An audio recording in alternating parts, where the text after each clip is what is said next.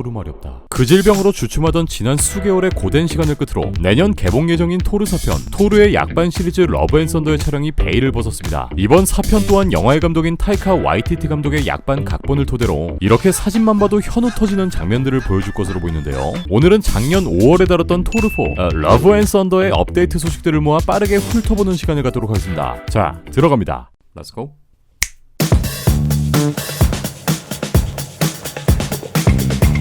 우선 며칠 전까지 공개된 토르4의 촬영장 이미지를 확인해볼까요? 러브 앤 썬더는 지난 1월 23일부터 촬영 준비를 시작하여 현재 호주 시드니에서 한창 촬영을 진행 중에 있고요. 3월 초에는 드디어 이렇게 촬영장의 일부 세트, 바로 전작인 라그나로크의 명장면이었던 연극 세트를 무대로 한 세트장의 유출컷이 공개됩니다. 여기엔 3편 속 토르 연극에 출연했던 오딘 역의 샘 닐, 토르 역의 루크 햄스워스, 그리고 다시 한번 짬로키를 연기하는 대배우 맷 데이먼의 모습 또한 보이죠. 3편 라그나로크 속 연극에선 이렇게 미화된 로키의 현실을 재현했다면 이번 작품의 연극엔 라그나로크에서 오딘을 찾으러 노르웨이로 향한 토르와 로키 형제의 모습을 재현하고 있는 것으로 보이네요. 아니 옷도 똑같이 입었네. 네. 그리고 이 연극의 하이라이트, 여기엔 3편에 등장했던 헬라의 모습 또한 보이는데, 헬라 역은 영화 스파이의 주인공 배우 멜리사 메카지가 이 짭 헬라 확진자 버전을 연기합니다. 그래, 토르는 이런 맛이지. 추가적으로 지난 3월 3일엔 이렇게 세트장의 새로운 이미지 또한 공개되는데, 여기엔 새로운 헤어스타일을 한 발키리의 모습, 그리고 사람 머리에 3-4배 사이즈의 갈색 염소, 흰색 염소 2마리의 대가리가 보입니다. 그리고 또 그 옆엔 이렇게 미에크의 모습으로 추정되는 생물체가 보이죠. 현재까지 이 염소들의 정체는 원작 코믹스에서 토르의 전차를 끌었던 투스네셔, 투스 그라인더로 추정되며, 원작에서 이 염소들은 토르가 나인 왕국을 여행할 수 있게끔 도와주는 역할로 등장했었고, 토르의 스톤브레이커를 통해 이동할 수 없는 10번째 왕국인 헤븐으로 가기 위한 이동수단이 되기도 했었습니다. 원작 코믹스에선 뼈가 부러지지 않는 한 죽지 않고 계속 부활하기도 하며, 토르의 멸리를 또한 파손시킬 수 있을 정도로 초인적인 힘을 갖고 있습니다. 네, 행성을 빠르게 이동하는 건 옵션이고요. 이번 영화 속에선 이 염소들이 어떤 역할로 등장하게 될지는 알 수는 없지만 적어도 캡틴 마블의 구스 정도의 감초 역할은 하겠죠. 미에크 앞엔 정장을 입은 여성의 모습이 보이는데, 이는 미에크의 몸통을 하고 있는 여성으로 보이고요. 이는 작년 4월 타이카 와이티티를 통해 공개된 컨셉 아트 속의 미에크의 모습으로 뉴 아스가드를 새롭게 통치하게 될 발키리가 등장함에 따라 이렇게 복장 또한 현대식으로 바뀌게 되는 것으로 보이고요. 네, 요 미에크는 아마도 발키리의 수행 비서가 되는 것이 아닐까 싶고요. 촬영장 이미지 속엔 이렇게 신나게 유출 중인 파파라치들에게 쌍뻑큐를 날리는 와이티티 감독의 모습도 보이는데요. 와이티티 감독은 작년 토탈 필름과 인터뷰에서 영화업계는 항상 시간이 모자라서 불평하는 업계지만 그 질병으로 인해 개봉이 연기되어 우린 더 완벽한 스토리의 각본을 들고 올 것이다 라고 밝히기도 했는데요. 예정대로라면 우린 올해 11월 5일 이 영화를 영화관에서 신나게 볼 수 있었지만, 잘 아시는 것처럼 모든 영화들의 개봉이 미뤄지게 되며 러브 앤 썬더 또한 내년 5월로 개봉이 연기됐죠. 영화의 주인공인 햄식이 형은 작년 이 영화의 각본을 미리 읽어본 후 인터뷰를 하기도 했는데, 햄식이 형은 본인이 몇 년 동안 읽어본 각본 중 최고의 각본이라며 극찬을 아끼지 않았고, 가장 극단적인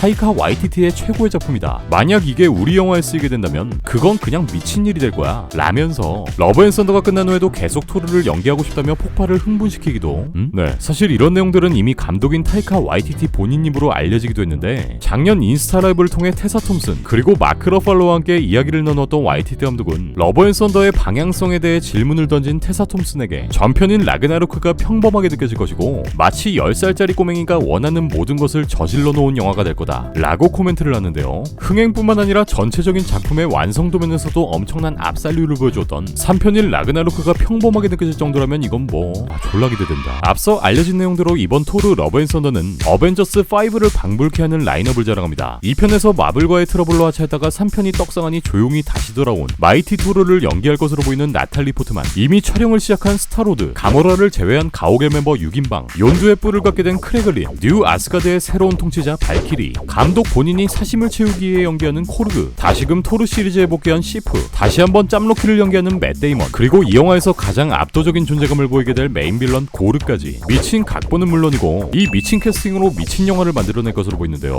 일단 오스카의 대배우 케이트 블란쳇을 전작에 캐스팅한 데 이어 다시 한번 오스카 수상자이자 옆 동네 배트맨 출신의 엄청난 필모를 자랑하는 대배우를 캐스팅한 데 성공했고, 고르 또한 엄청난 기대를 한몸에 받고 있죠. 앞서 헬라를 연기했던 케이트 블란쳇은 이전 이전 인터뷰를 통해 다시 한번 헬라 역을 연기하고 싶다는 이야기를 꺼낸 적이 있었고, 그 밖에 라이언 고슬링, 키아누 리브스, 핀 울프하드, 제니퍼 로렌스까지 이 영화의 캐스팅 루머에 등장하기도 하며 그야말로 대배우들이 대거 등장하는 어벤져스 5급의 영화가 될 것임을 암시하고 있습니다. 크리스천 베일은 원작 코믹스의 신도살자 바로 고르 더가버처를 연기하게 되는데요. 이 캐릭터는 2012년 원작 코믹스 갓 오브 썬더에 처음 등장한 무려 1000년 전의 토르와 맞짱을 떴던 빌런이기도 한데요. 불사신과 다름없는 맷집과 파워, 어둠을 조종하며 등장하는 어둠의 빌런이기도 합니다. 물론 마블 코믹스엔 극악무도한 빌런들이 너나 할 것 없이 많이 존재하지만 이 고르라는 캐릭터는 사실 조금 슬픈 배경을 갖고 있기도 한데요. 원작 코믹스에서 고르는 자신의 와이프와 아들을 지진, 굶주림으로 잃게 되고 이 모든 결과를 내리게 된 신에 대한 분노로 자신의 행성으로부터 추방당합니다. 이후 고르는 굶어 죽기 직전까지 사막을 방황하는데